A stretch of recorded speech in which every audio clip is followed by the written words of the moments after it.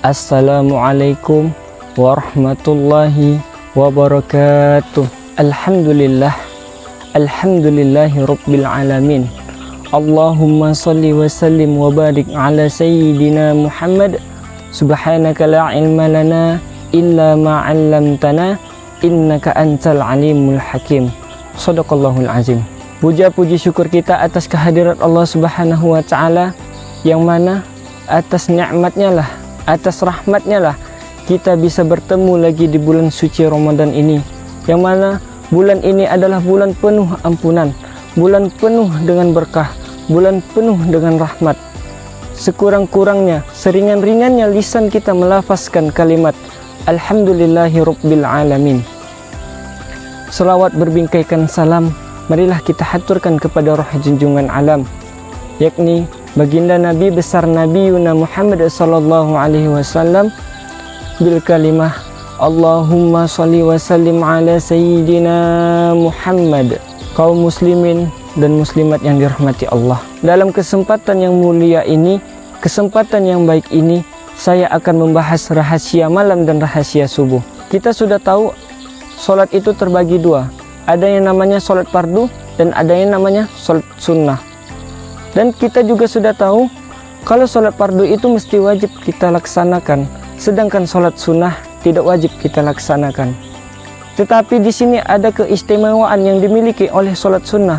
Kalau sholat fardu itu ada panggilan khusus daripada Allah melalui wakilnya, yaitu muazin.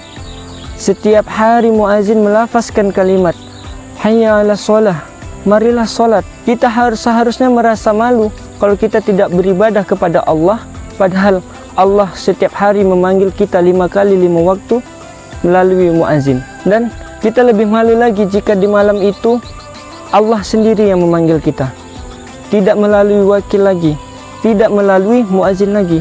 Allah sendiri yang memanggil. Setiap malam Allah memanggil kita. Apa kata Allah? Mana hambaku yang mau berdoa, akan aku kabulkan doanya.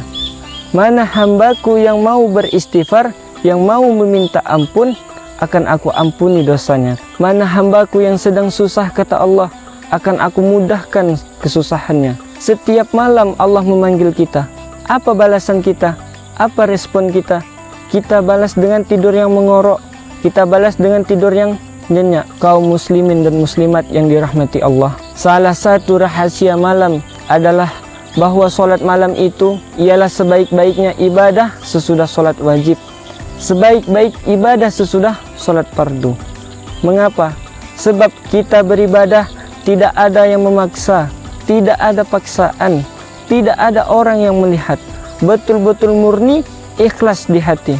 Ada kata ulama, ikhlasun nas, manusia paling ikhlas itu ialah mereka yang ahli sholat malam.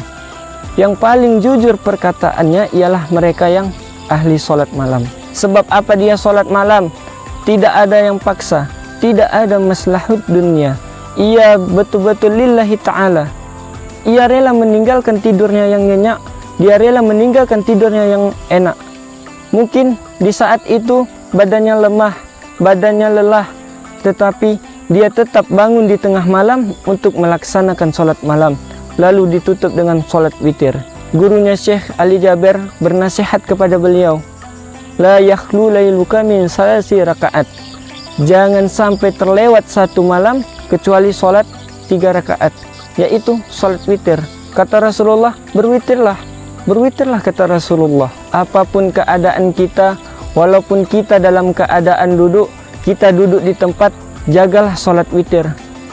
Kalau kita merasa tidak ada kemampuan di diri kita, kita merasa tidak ada kekuatan di diri kita, sebab kita sudah tua atau kita sedang sakit, maka berwitirlah sebelum kita tidur.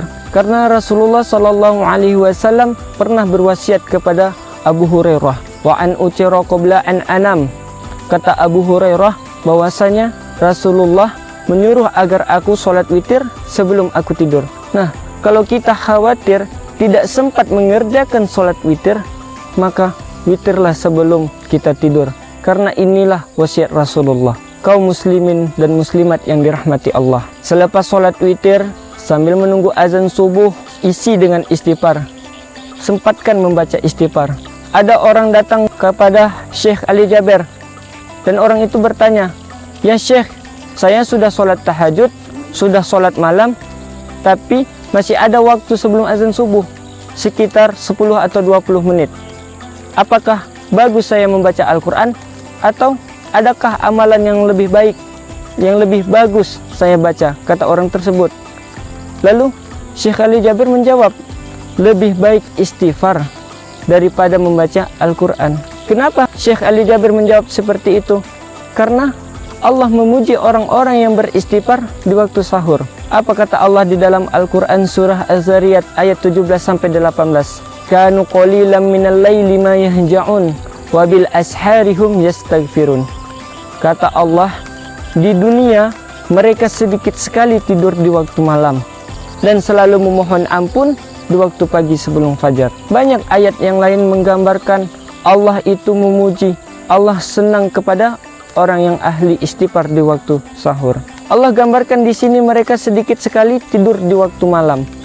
Kalau mereka sedikit sekali tidur di waktu malam, apa yang mereka lakukan? Apa yang mereka kerjakan?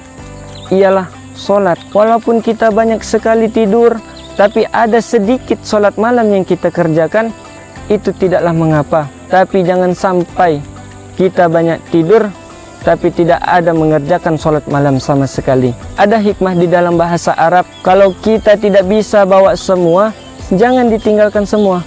Maksudnya apa?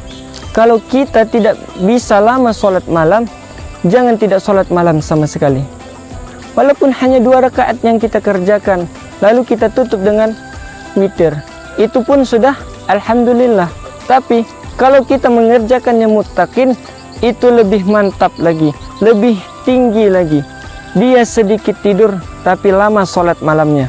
Tidak semua orang bisa menjaga sholat malam, tapi syukur alhamdulillah kalau saudara-saudari bisa menjaga sholat malamnya, walaupun hanya 2 rakaat lalu ditutup dengan sholat witir, itu pun sudah alhamdulillah. Allah itu tidak minta banyak, sedikit tetapi istiqomah. Itu yang Allah minta. Percuma kalau kita mengerjakan banyak-banyak rakaat, sampai 4 rakaat, 8 rakaat, tapi apa? Malam seterusnya kita tinggalkan, malam seterusnya kita lupakan. Itu namanya bukan istiqomah. Yang Allah minta hanyalah keistiqomahan kita. Walaupun kita mengerjakannya hanya 2 rakaat, lalu ditutup dengan sholat witir, itu pun sudah alhamdulillah. Itulah yang Allah inginkan. Kaum muslimin dan muslimat yang dirahmati Allah, kembali kita ke firman Allah yang sebelumnya. Di situ Allah sebutkan sifat-sifat mereka, Allah sebutkan amalan-amalan mereka. Kanu qalilan minal laili ma yahja'un wa bil asharihum yastaghfirun. Mereka sedikit sekali tidur di waktu malam, kemudian mereka memohon ampun, beristighfar di waktu sahur. Kalau Allah sudah menyebutkan sifat mereka, Allah sebutkan amalan-amalan mereka, berarti Allah senang dengan amalan tersebut. Nah, istighfar itu ada banyak macamnya. Salah satunya ada Sayyidul Istighfar. Sayyidul Istighfar inilah yang paling indah dibaca, yang paling besar faedahnya. Tapi sayang sekali tidak semua orang pandai membacanya. Nah, karena tidak semua orang pandai membacanya, cukup dengan membaca Astaghfirullahalazim wa atubu ilaih. Rasulullah juga bersabda, "Man lazimal istighfara ja'alallahu lahu min kulli hamin faraja wa min kulli dikin makhraja wa razaqahu min haitsu la yahtasib."